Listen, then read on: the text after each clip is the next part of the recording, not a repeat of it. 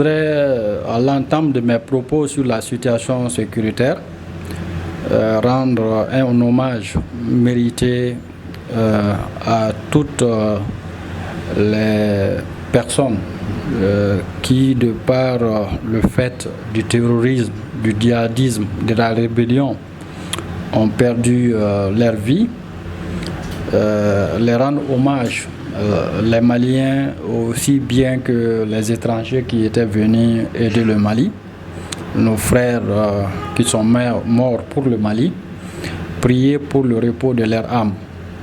Mais aussi, je voudrais souhaiter prompt rétablissement aux nombreux blessés. Avoir une pensée pieuse aux victimes, aux déplacés, à ceux qui ont perdu leur activité, leur emploi, du fait de cette guerre imposée et injuste. Et prier pour que le Mali puisse se relever rapidement, faire face à son développement.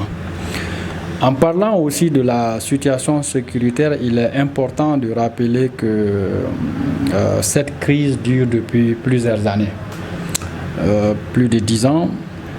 Je pense que c'est une crise récurrente qui vient chaque année sous d'autres formes. Vous vous rappelez depuis le moment de l'indépendance avec les accords de Tamaracet, avec l'accord d'Alger, et aujourd'hui nous sommes dans une phase de mise en œuvre de l'accord d'Alger issu du processus d'Alger. Et quand on parle aussi de la situation sécuritaire, il faut aussi effectivement se rappeler qu'il y a quelques années, l'insécurité c'était à Bamako, c'était à Sékou, c'était près de nous, c'était dans les camps d'Agalog et autres là. Aujourd'hui on parle de Léré, on parle de Kidal, on parle de Bamba, on parle de Tombouctou, donc ça veut dire de Bourem, donc ça veut dire que quand même des efforts ont été faits pour que nous puissions arriver à un niveau de stabilisation progressive du pays. Il faut le saluer, il faut saluer le leadership qui a porté ça au plus haut niveau, notamment le leadership du président de la transition, son excellence le colonel Assimi Goïta, le leadership de la hiérarchie militaire sous la direction du ministre de la Défense, le colonel Sadio Kamara, pour dire qu'il y a une vision, une stratégie derrière la question sécuritaire.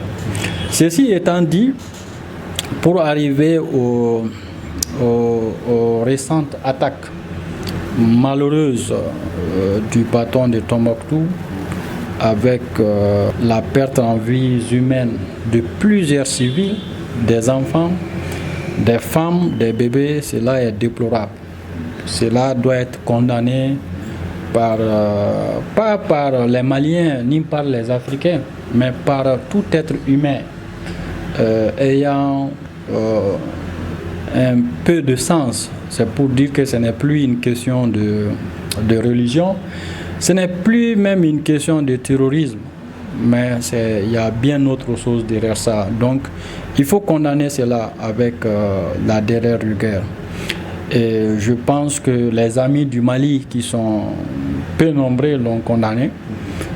Beaucoup se sont tus à l'image de la CEDEAO, à l'image de la communauté internationale, des Nations Unies, qui n'ont fait aucune déclaration, et cela est déplorable. Ça veut dire que l'agenda du Mali n'est pas au centre de la préoccupation de ces organisations. L'attaque barbare de nos camps. Mais il faut aussi lier tout ça aujourd'hui à la décision prise souveraine prise par le Mali d'acter le retrait de la MINUSMA. La MINUSMA, après 10 ans, n'a pas pu répondre aux aspirations du peuple malien en termes de sécurisation, en termes de stabilisation du Nord de façon spécifique, mais en termes de stabilisation du pays. Nous serons toujours reconnaissants aux valeureux soldats qui sont tombés sur ce champ, nos frères africains, mais aujourd'hui il faut reconnaître que la politique de la MINUSMA, la politique sécuritaire de la MINUSMA a été un échec.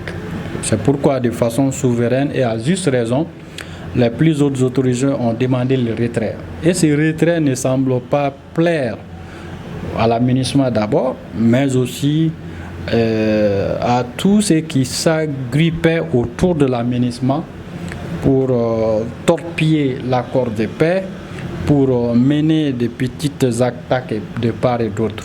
Donc je peux dire que ce qu'on assiste aujourd'hui, c'est que simplement les masques sont tombés. Parce que ceux qui